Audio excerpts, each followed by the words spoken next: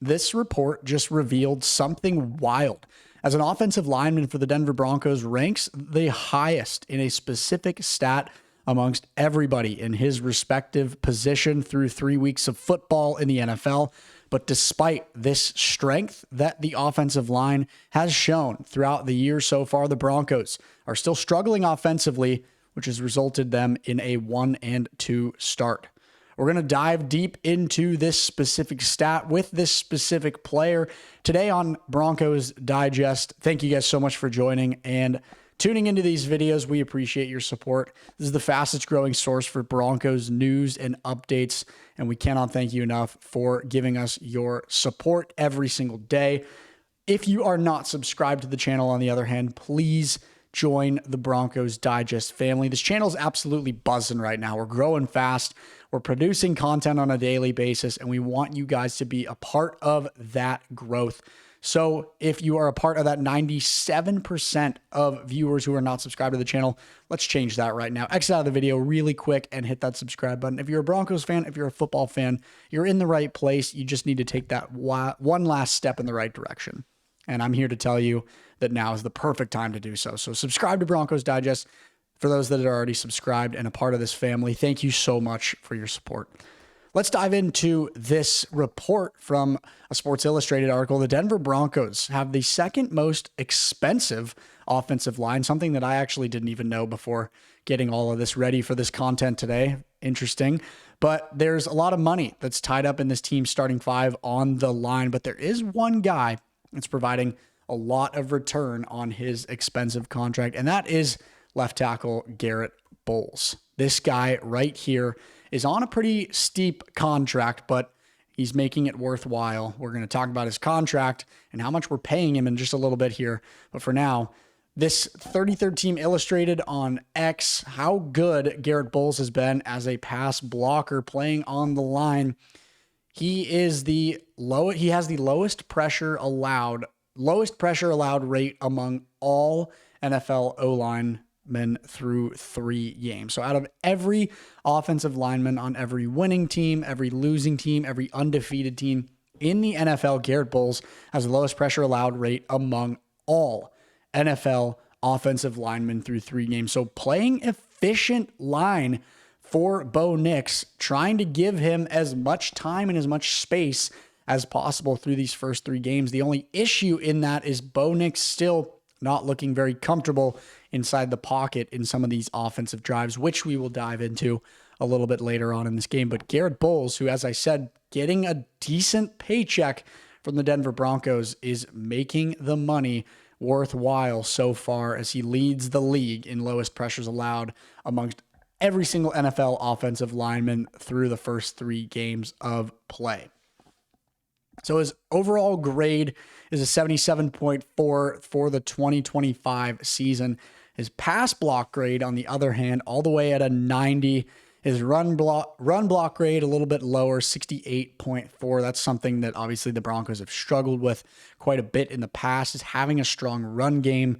And of course, guy like Garett Bolles, who's efficient on the line, getting ready to play against a team in the Cincinnati Bengals for Monday Night Football who don't have the strongest defensive capability, both from a line and a blitz standpoint, as well as from a secondary standpoint. So you hope that these numbers and that this success from Garett Bolles remains for the remainder of the season, considering the fact that he's already been so successful in this specific facet of the game. You know, a quarterback like Bo Nix is somebody who's trying to get in the groove of playing an all-around complete quarterback level game. And that means being able to be comfortable in the pocket and get the ball off quick, being able to escape out of the pocket and avoid rush and avoid blockers and get the ball off, figure out the deep ball and figure out how to time those plays correctly. And he's struggling in all sorts of these facets right now. By no means is it a struggle to the point where any sort of conversation should be had that he's not the starting quarterback. He's, proven in his rookie year and in his longevity with this program so far that he's the guy that should be playing quarterback. But in a scenario where Bo Nix is trying to find his groove and trying to get a sense of comfort established in this season so far, this is a really good guy to have on the line. And these numbers need to stay where they're at, looking forward to a game like Monday Night Football against the Cincinnati Bengals, in which the Broncos should hopefully handle that with ease. So let's talk a little bit more about Bolles and his contract, just based on what he's making money-wise versus what he's doing production-wise. Garett Bolles signed a 4-year, $82 million contract extension with the Denver Broncos in December of 2024. So we're coming up on almost a year since that contract extension. It includes a $42 million in guarantees, and it ties him to the team through the 2028 NFL season. So a long contract locking in this veteran skilled O-lineman to the Broncos long-term, but it comes obviously at a cost. The contract designed with team-friendly clauses, giving the Broncos options to move on from the deal in later years with minimal financial penalties if Garett Bolles' performance declines. There's that note right there. If his performance declines, not even close to there yet. He's leading the league in, all sorts of different things, and he's playing really efficient offensive line and playing a crucial role in Bo Nix having time in the pocket and having time in the quarterback position to try to produce offensively. And if he keeps this up and if this production stays at a high rate, once Bo finds his groove this season and once the offensive production, both from a run standpoint, from a passing standpoint, once that picks up, that's going to be really crucial for the Broncos. And that's going to back up the fact that Garett Bolles is making the big bucks with the Denver Broncos throughout the remainder of this contract for the foreseeable future. So all this conversation about how what Garett Bolles is doing is primarily 100% trying to benefit the offense, which is being built around Bo Nix. Let's talk about Bo Nix looking ahead into this game against the Bengals and where we need to see him thrive, where we need to see things get picked up. Now, in the media, there's been a lot of speculation around the fact that Bo Nix needs to throw the ball more and they need to take more chances on him. And all of that decision-making comes down to this guy right here. So the first conversational topic around this debate is what's going on with the play calling, and does Sean Payton need to make an adjustment in terms of what he's calling and what he's trying to do execution-wise with Denver in these games moving forward. But regardless of what Sean Payton's going to decide to do, we need to look at Bo Nix and his passing stats this season and think about how this is going to be improved, and it's going to hopefully help with the Denver Broncos, not just in this game, but looking forward. So so far this season, he has 61 completions for 95 attempts, 64% completion rate for 535 yards. All this is all across 3 games. Averages 5.6 yards per throw. He's got 5 passing touchdowns, but he has 3 interceptions, and his longest throw is a 52-yard touchdown pass to Courtland Sutton that happened just this last week against the Chargers. Looking at the specific numbers game by game, I remember that last week against the Chargers, he was 14 for 25 with just about 150 yards passing. A few of those numbers need to go up.